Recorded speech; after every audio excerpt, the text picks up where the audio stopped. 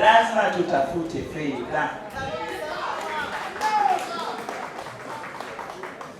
Hata mke mzuri huwezi kumpata bila chapaa. Kwa hiyo kinatangulia chapaa. Utamtamani mtoto, ukishampata analia njaa, utamfanya nini? Chapaa.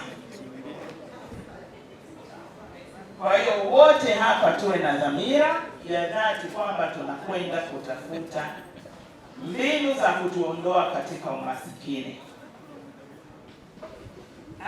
Watanzania tunakadiria kwa sasa, kwa mujibu wa sensa iliyopita, tunakadiria kwamba 34.35 ya Watanzania wote ni vijana.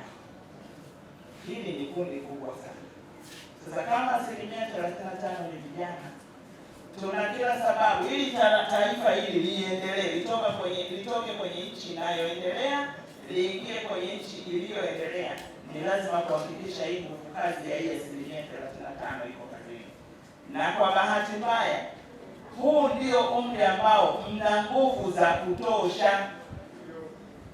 Sisi hapa tuna fedha, tumeshakuwa wazee. Mkurugenzi hapa aliwaambia ni mama mwenye uzoefu, kiongozi wa muda mrefu. Kuwa wa muda mrefu maana yake una fedha. Hii mnaweza mkaliona hapa limekuja, nimefunga kilemba, kumbe asubuhi kabla ya kutoka, hebu leteni yale mafuta ya karafuu. Unatoa kwanza miguu, alafu ndio unakuja hapa unajifanya unadunda. Tafsiri yake nini? Phase out. Tunawapisha nani?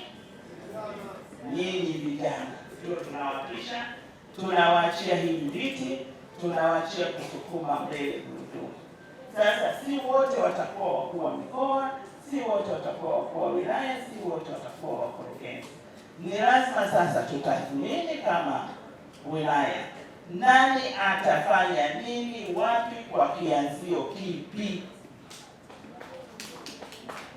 Na nataka niwaambie vijana wangu, taifa hili si tajiri, ni taifa maskini. Lakini mkoa wetu sasa, katika nchi maskini, Kagera ni mkoa maskini zaidi. Hilo si mnalijua? Na tunachowezesha nyinyi kinatakiwa kitokane na mapato yetu ya ndani kwa asilimia kubwa, si ndio? Kwa hiyo tunatakiwa kuwa na ubunifu mkubwa wa kubuni miradi ya kawaida sana, lakini yenye matokeo bora,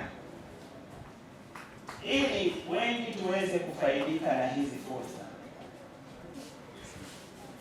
Tusiondoke na fikra kwamba tutaweza kusaidika au kuwa na miradi ya milioni 200, milioni 300, milioni 100. Ziko shughuli unaweza ukafanya kwa milioni 1 na ukatoboa. Uongo kweli?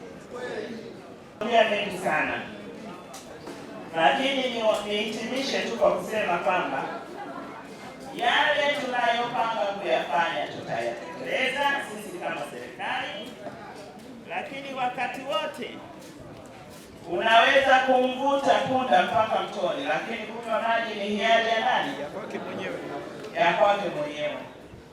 Sisi tunasema tutapambana kutumia fursa tulizonazo kuhakikisha vijana wanasaidika. Lakini ni juhudi ya kila kijana yeye mwenyewe na utashi wake kujitoa alipo kusonga mbele. Tukifanya hivyo tutafanikiwa sana na tutafanikiwa kwa haraka. Niwatie shime, hakuna lisilowezekana chini ya jua. Dhamira ya dhati, utashi, uchapakazi na weledi.